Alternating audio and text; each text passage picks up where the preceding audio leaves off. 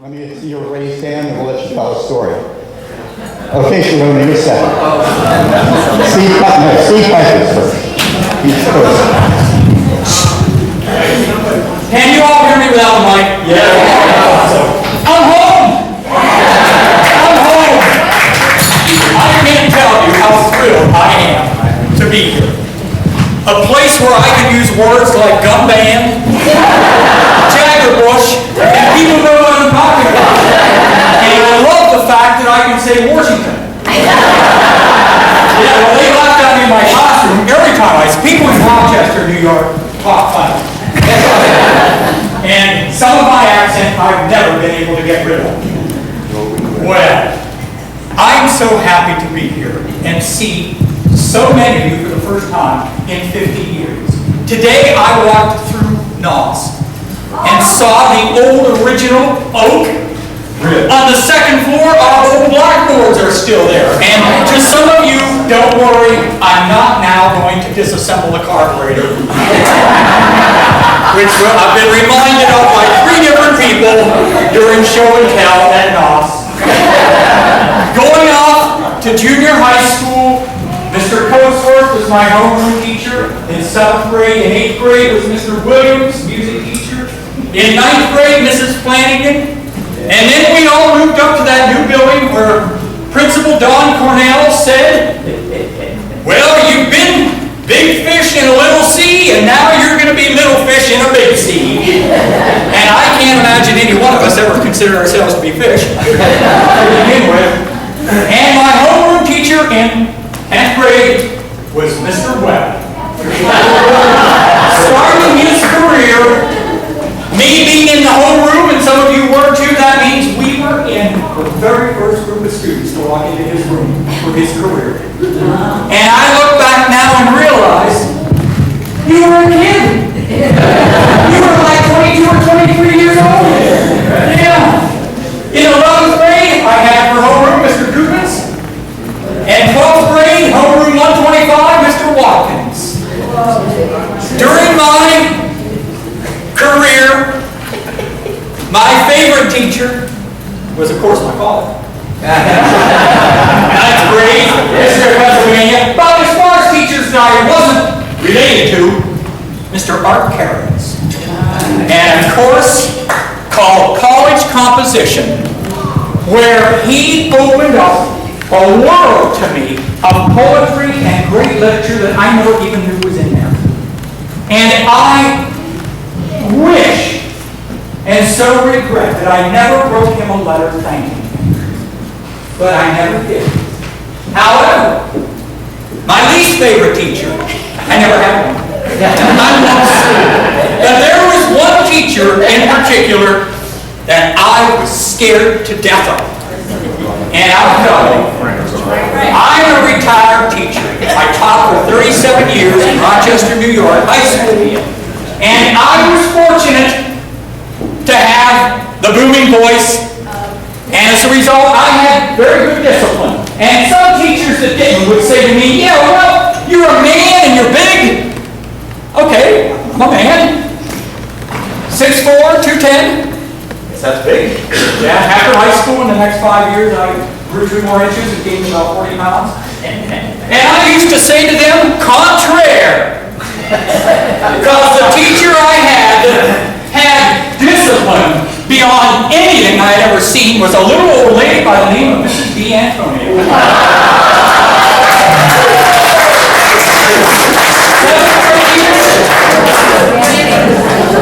And of course I say a little old lady, and I now realize she was probably in her 30s. She would throw an eraser at your head if you weren't paying attention. And of course, now if this was a young group in our world of Promethean boards and whiteboards, I now have to stop and explain what an eraser was. But because of her, I'll bet I could sit down right now and diagram a sentence. I'm not sure what I want to, but I'll bet I could. And I learned this summer from my cousin, a person that many of you remember, Eleanor Craig. Now Eleanor Craig Curry, she was 1 year behind us, and she told me that Mrs. D'Antonio died about 5 years ago. So, here's something I've carried for 56 years. And Mrs. D'Antonio, this is for you. BM is our Roswell Ridge. Should would. Shall will make us might be routine does.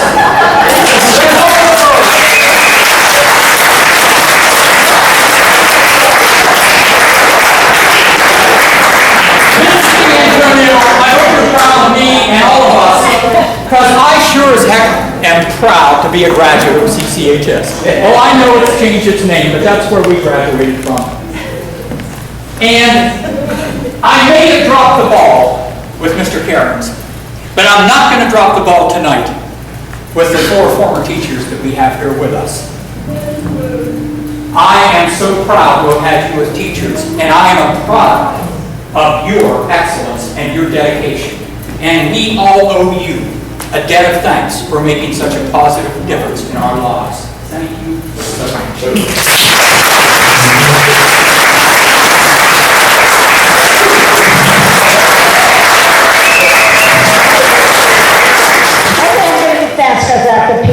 But anyway, I want to thank, first of all, Richard. We didn't get to thank you, did we?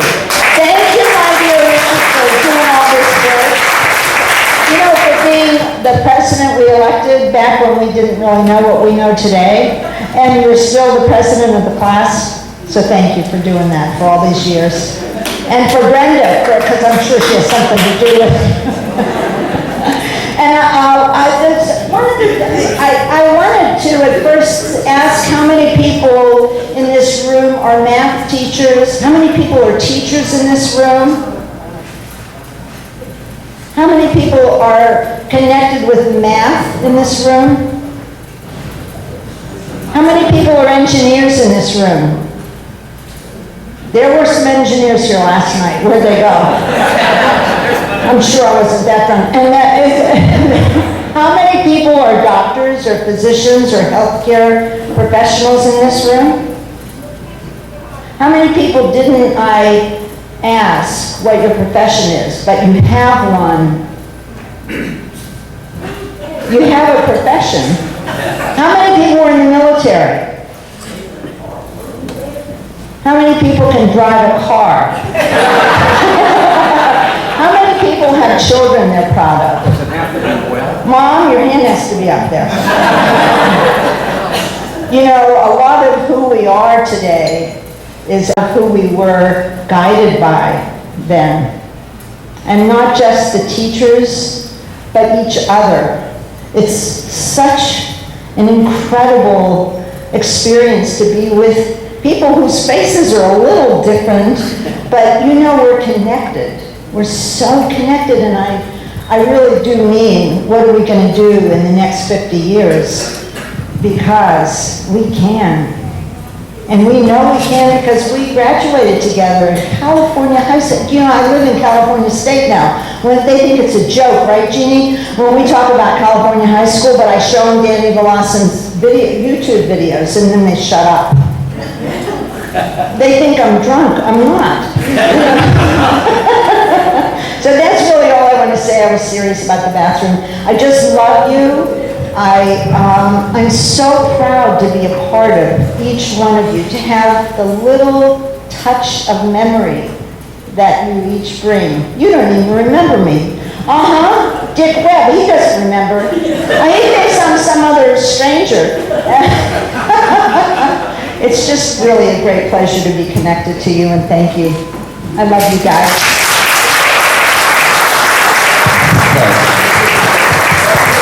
Okay, we need more. Who else? Thanks a lot. That's the end of the formal festivities tonight, but we've got a lot of good music and a lot of good visiting to do. So thanks for coming. Everybody looks great. Class of 63 is awesome, right? It sure is.